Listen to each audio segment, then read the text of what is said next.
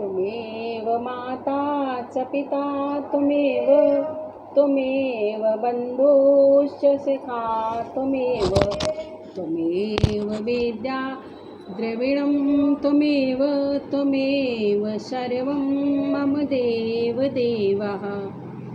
जय जय भोले शंकर। आइए आगे के प्रसंग में चलते हैं। सूत जी कहते हैं, शौनक महेश्वरी उनके इस प्रकार आदेश देने पर गंधर्व राजा तंबूर मन ही मन बड़े प्रसन्न हुए। उन्होंने अपने भाग्य की सराहना की। तत्पश्चात उस पिशाच की सती साध्वी पत्नी चंचुला के साथ विमान में बैठकर नारद के प्रिय मित्र तंबूर वेगपूर्वक विंध्य पर्वत पर गए। वहाँ पिशाच रहता था। वहाँ उन्होंने उस पिशाच को देखा। उसका शरीर विशाल था, ठोड़ी बहुत बड़ी थी। वह कभी हंसता, कभी रोता और कभी उछलता था। उसकी आकृति बड़ी विकराल थी। भगवान शिव की उत्तम कीर्ति का गायन करने वाला महाबली तंबूर ने उसे अत्यंत भयंकर पिशाच को पासों द्वारा बांध लिया। तदंतर तंबूर ने पासों द्वारा बांध लिया। तदंतर तंबूर ने शिवपुरी की कथा बाँचने का निश्चय किया। महोत्सव युक्त स्थान और मंडप आदि रचना की। इतने में ही संपूर्ण लोक में बड़े वेग से यह प्रचार हो गया कि देवी पार्वती की आज्ञा से एक पिशाच का उद्धार करने के उद्देश्य से शिव पुराण की उत्तम कथा सुनने के लिए तंबूर विंध्य पर्वत पर गए हैं। फिर तो उस कथा को सुनने के लोभ से बहुत से देव ऋषि भी शीघ्र ही वहां पहुंच जाते हैं। आदरपूर्वक शिव पुराण सुनने के लिए आए और लोगों का उस पर्वत पर बड़ा ही अद्भुत और कल्याणकारी समाज जुट गया।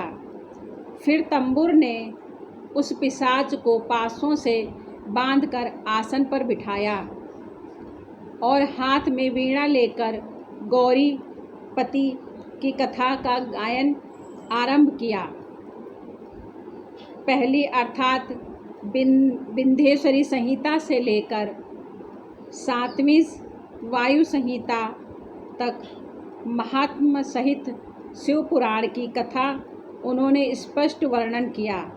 सातों संहिताओं शिव पुराण का आदरपूर्वक श्रवण करके वे सभी श्रोता पूर्णतः कृतार्थ हो गए।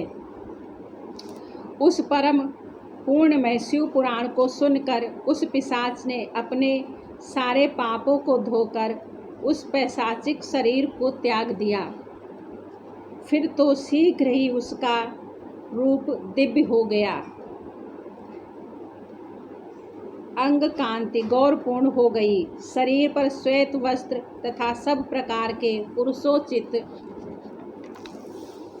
आभूषण उसके अंगों को उद्धृषित करने लगे। वह त्रिनेत्रधारी चंद्रशेखर स्वरूप हो गया।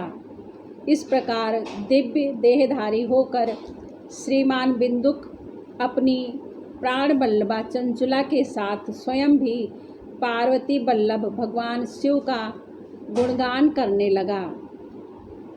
उसकी स्त्री को इस प्रकार दिव्य स्वरूप से सुशोभित देख वे सभी देवता ऋषि बड़े विस्मित हुए।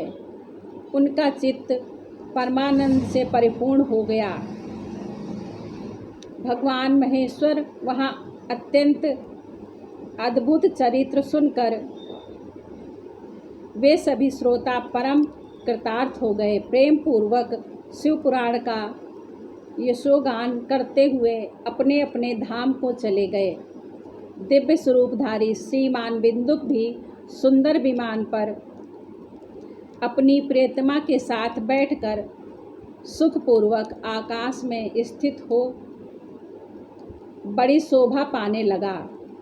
तदंतर महेश्वर के सुंदर एवं मनोहर गुणों का गान करता हुआ वह अपनी प्रियतमा तथा तंबूर के साथ शीघ्र ही शिवधाम जा पहुंचा। वहां भगवान महेश्वर तथा पार्वती देवी ने प्रसन्नतापूर्वक बिंदु का बड़ा सत्कार किया और अपना पार्षद बना लिया। उनकी पत्नी चंचुला पार्वती की सखी हो गई। उस घनीभूत ज्योति स्वरूप परमानंद सनातन धाम में अविचल निवास पाकर वे दोनों दंपति सुखी हो गए। जय जय भोले शंकर, जय जय भोले शंकर।